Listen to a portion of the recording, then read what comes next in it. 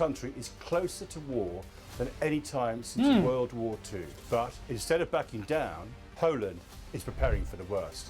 Poland is literally carrying NATO at this point. Okay guys, and welcome to the channel, and today we're going to be checking why sleeping giants Poland has rattled Putin. And I kind of hear some people saying Poland might be the next Ukraine, in the sense that they might be going head to head with with Russia. So yeah, I don't know, but I feel like Poland have not done anything.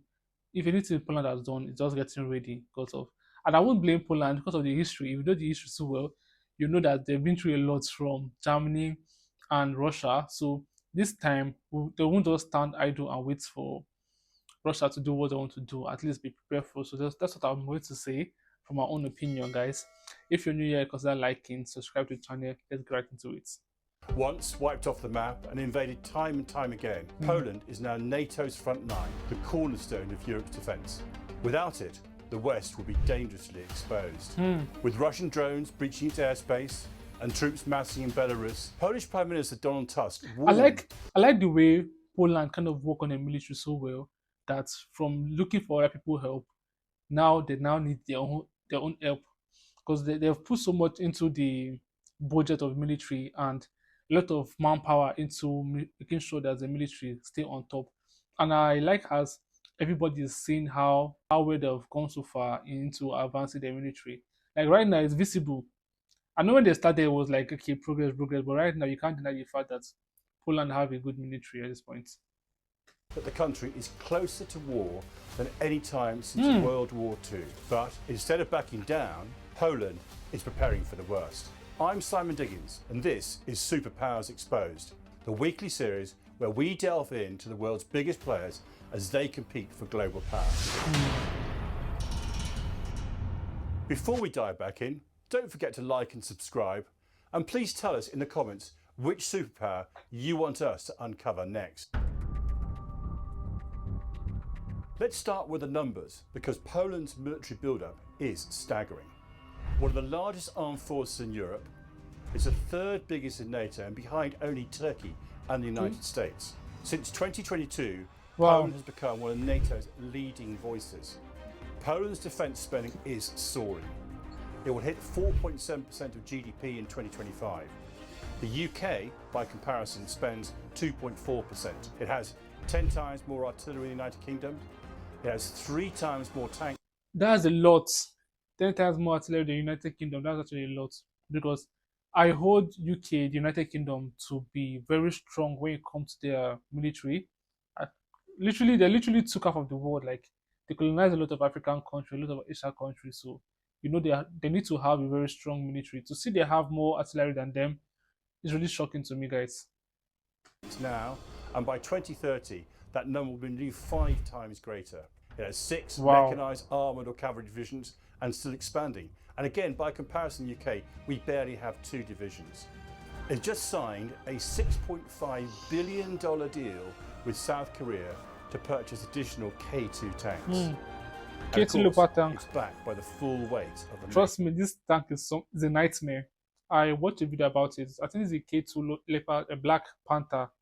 Yeah, this is a K2 Black Panther tank, but I'm not missing the name up because I saw one other tank again. This tank, this tank is something else. Like, it's an alien. That's what I'll say. It's different from the normal tanks we're used to. Alliance. All of this while it's also sending supplies to Ukraine. Wow. We're now going to do a side-by-side comparison of Poland. Okay. Why do I feel like Poland is literally carrying NATO at this point? Like, I feel like they're like the main backbone of NATO, because they're literally doing the most in NATO. Not like in a bad way, like they're literally supporting every other person. And Russia. Now, Poland doesn't outgun Russia yet.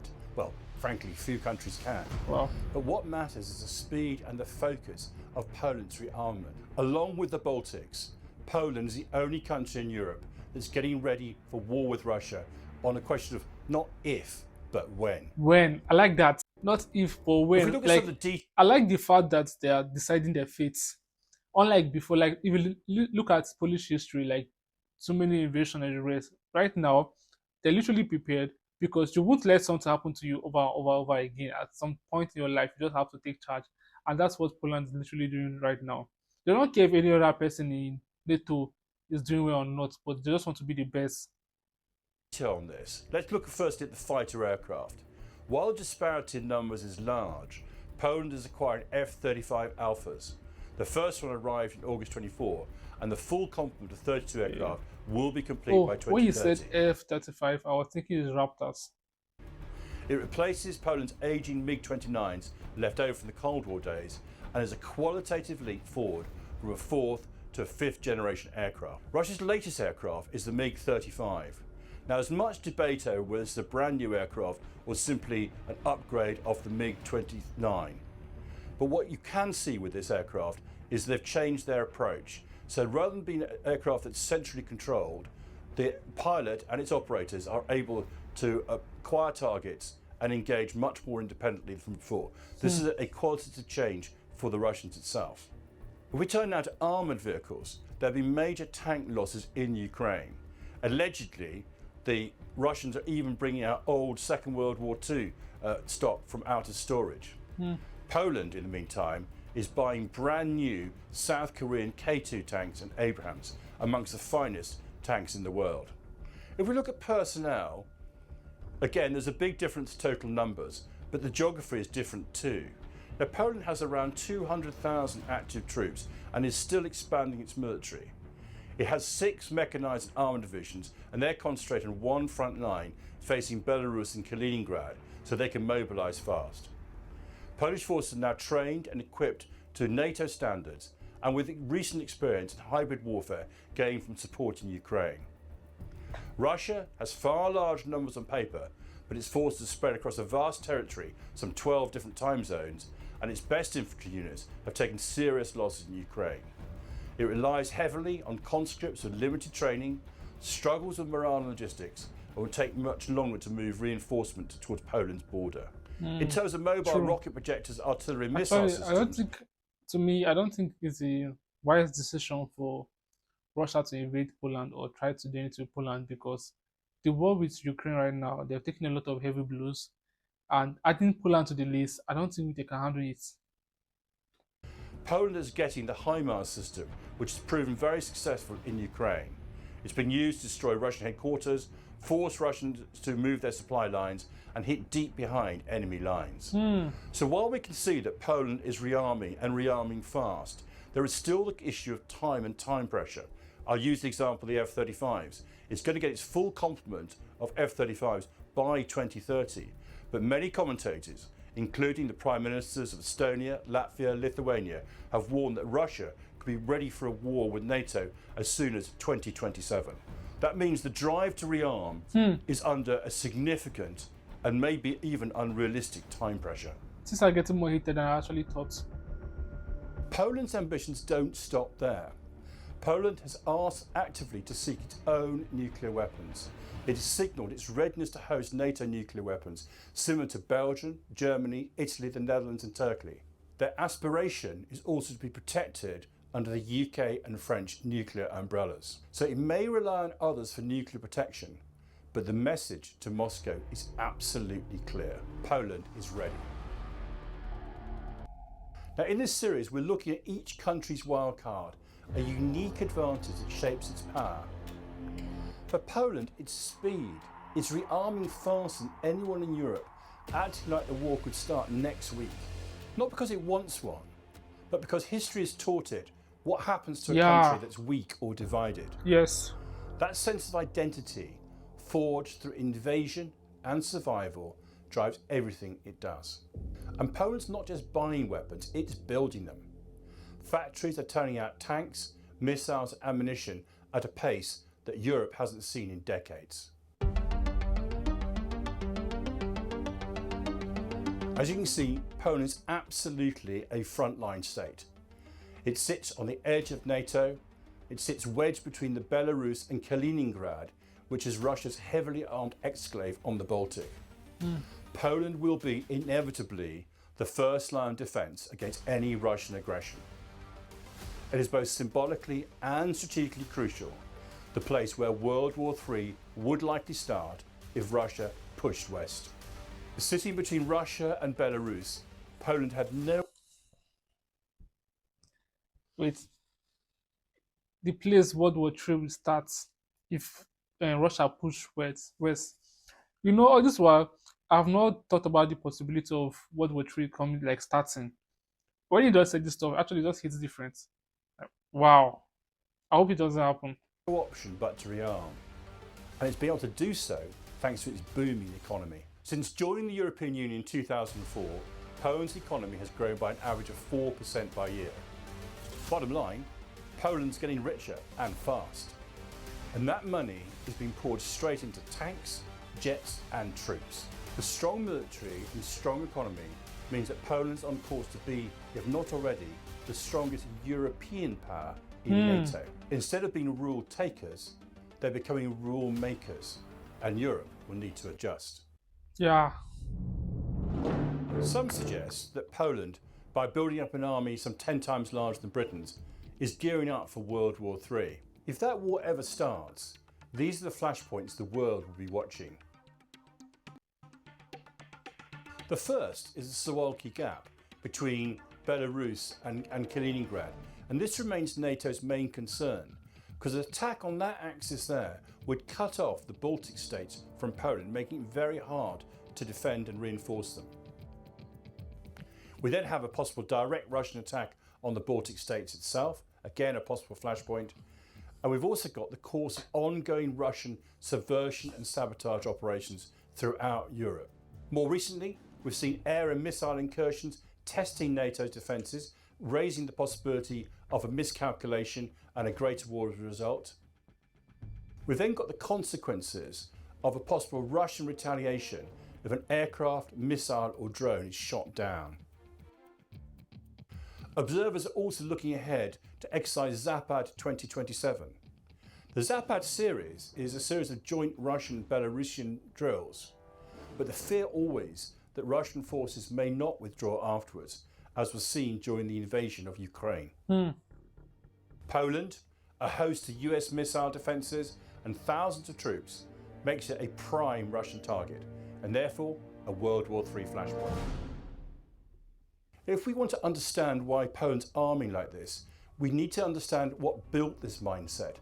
Centuries have been attacked, divided, ignored and repressed. Yeah, In the actually. 18th century, there was a petition.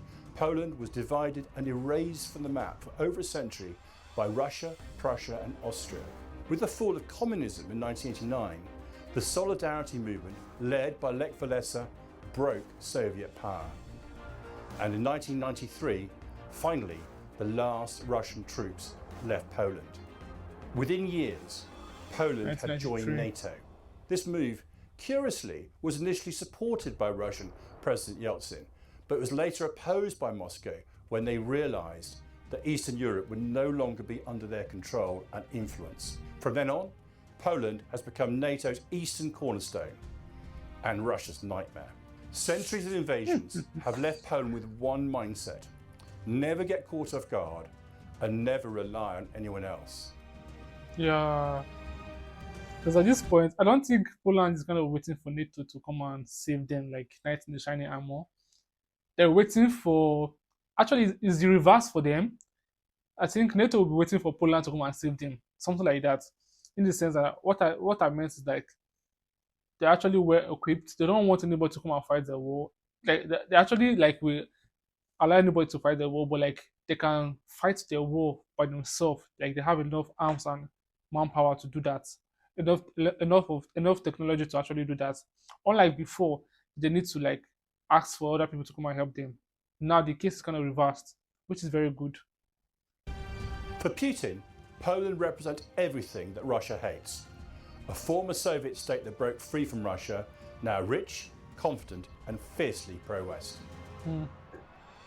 Only 2% of Poles have a positive view of Russians, which is the lowest of any country in the world.